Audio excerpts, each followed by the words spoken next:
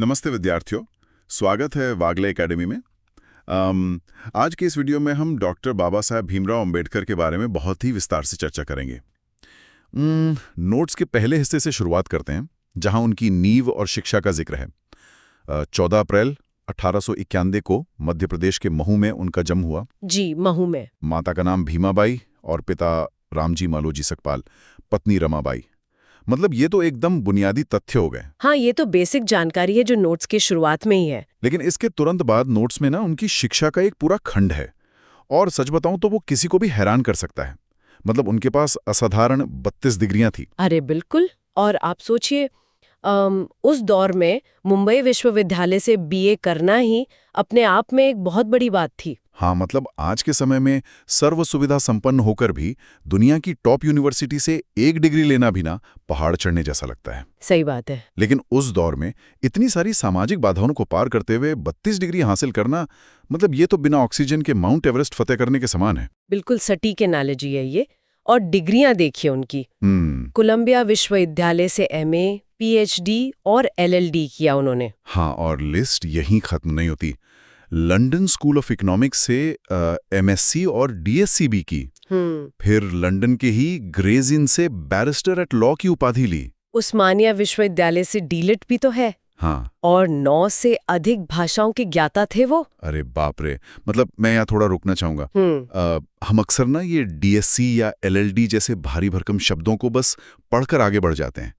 पर ये कोई साधारण डिग्रियां तो नहीं है ना। हाँ, यहाँ जो बात सबसे ज्यादा प्रभावित करती है वो है इनका महत्व। देखिए, पीएचडी तो एक विषय पर शोध होता है, पर डीएससी यानी डॉक्टर ऑफ साइंस, ये एक उच्चतर डॉक्टरेट उपाधि है। अच्छा। हाँ, ये तब मिलती है जब आपने अपने क्षेत्र में कोई अभूतपूर्व योगदान दिया हो।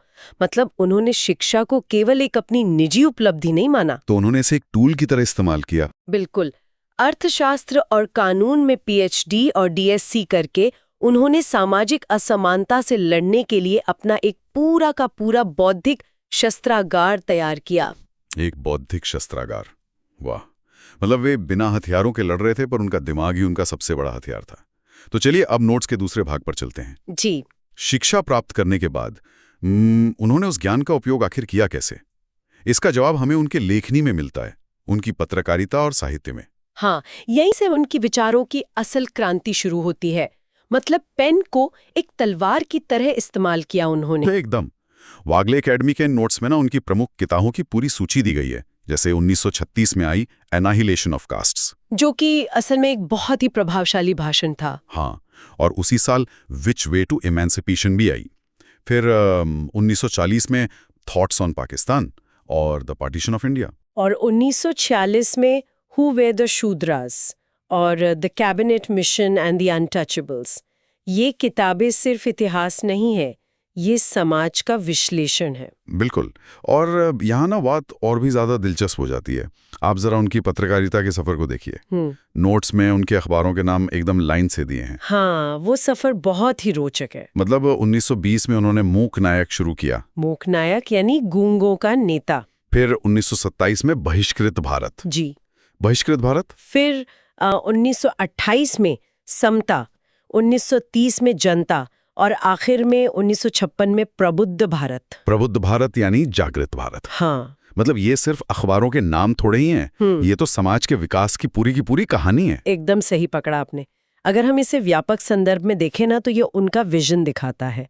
पहले जो लोग बोल नहीं सकते थे उनके लिए मूक नायक, फिर उन्हें एहसास दिलाया कि वे बहिष्कृत हैं। हाँ। फिर समता यानी समानता की बात आई की थी। हाँ, उसका जिक्र तो हमने भी किया था। वो किताब ये साबित करती है कि वे केवल एक दलित नेता नहीं थे। मतलब विभाजन से 7 साल पहले ही उन्होंने उस पर जो अर्थशास्त्रीय और सामाजिक दृष्टि रखी, वो सच में एक महान शिक्षाविद और राष्ट्र निर्माता की निशानी है। मतलब वे बहुत आगे की सोच रहे थे। हाँ, वे भावनाओं में बहकर नहीं बल्कि डेटा और अर्थशास्त्र के आधार पर देश का भविष्य देख रहे थे। तो लिखनी से जनमत तैयार करने के बाद नोट्स का तीसरा हिस्सा हमें सत्ता के गलियारों में ले जाता है।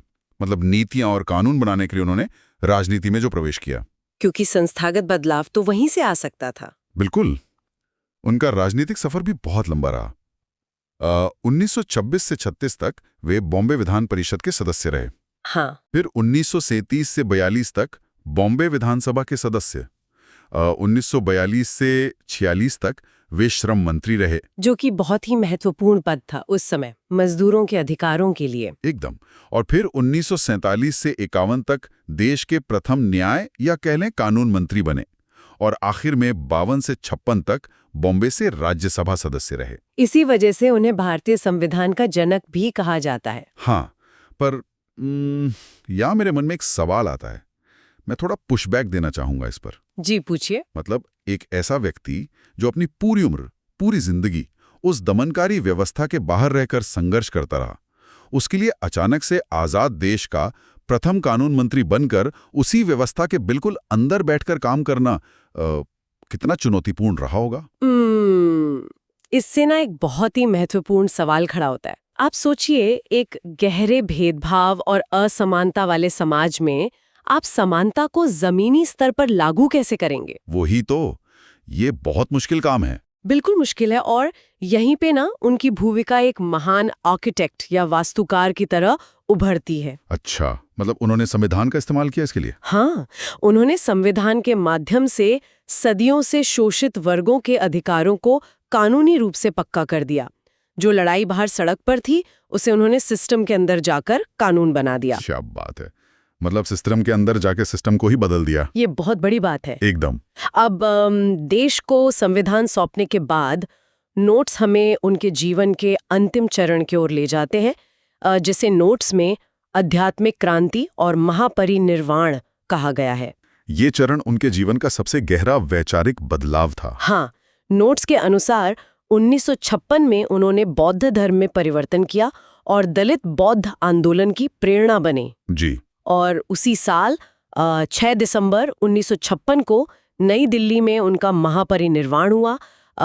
उनकी पहचान एक विश्वरत्न, समाज सुधारक और महानायक के रूप में है और उन्हें 1990 में मरणोपरांत सर्वोच्च नागरिक सम्मान भारत रत्न से भी नवाजा गया। जी बिल्कुल। पर मैं यहाँ सोच रहा हूँ, तो आखिर इस सब का क्या मतलब है? मतलब जीवन के एकदम अंतिम वर्ष 1956 में धर्म परिवर्तन करना। आपको क्या लगता है? मुझे लगता है कि ये कदम उनके जीवन भर के जो संघर्ष थे, उनका एक बहुत ही स्वाभाविक परिणाम लगता है। बिल्कुल सही निष्कर्ष निकाला आपने। ये धर्म परिवर्तन न कोई केवल एक व्यक्तिगत या निजी चुनाव नहीं था। तो ये एक तरह का मूवमेंट था। हाँ, ये शोषितों को सम्मान और असल मानसिक आजादी दिलाने का एक बहुत ही व्यापक सामाजिक आंदोलन था। मतलब कानून तो आजादी दे सकता है, पर दिमाग की आजादी। जी, ये उनके समानता के दर्शन का अंतिम और सबसे बड़ा कदम था, समाज को वैचारिक रूप से आजाद करना। वाकई, मतलब ये नोट्स की जो पूरी टाइमलाइन है ना, मूक नायक से लेकर भारत के संविधान तक और फिर इस आध्यात्मिक क्रांति तक, सब आपस में जुड़े हुए हैं। हाँ, लेकिन नोट्स में ना एक बहुत ही खास बात छिपी थी। लंदन स्कूल ऑफ इकोनॉमिक्स से डीएससी और अर्थशास्त्र में उनकी पीएचडी। जी, एक अर्थशास्त्री के रूप में उनका पहलू। हाँ, आज हम उन्हें संविधान के जनक के रूप में पूछते हैं, लेकिन जरा सोचिए, आज की दुनिया में कितनी भयंकर आर्थिक असमानताएं हैं, है ना? बहुत ज्यादा। अमीर और गरीब के बीच की खाई बढ़ती ही जा रही है। तो बस यही मेरा सवाल है। अगर आज की दुनिया की इन आर्थिक असमानताओं को सुलझाने के लिए हम विशुद्ध रूप से डॉक्टर अंबेडकर के आर्थिक सिद्धांतों को लागू करें, तो हमारी वैश्विक अर्थव्यवस्था कैसी दिखेगी? ये तो बहुत ही सोचने पे मजबूर कर देने वाला सवाल है। बिल्कुल, ये एक ऐसा सवाल है जिस पे आप सब खुद गहराई से विचार कर सकते हैं। तो चलिए, इसी विचार के साथ आज की इस गहन चर्चा को हम यहीं समाप्त करते हैं। आपके समय और उत्सुकता के लिए बहुत बहुत धन्यवाद। धन्यवाद।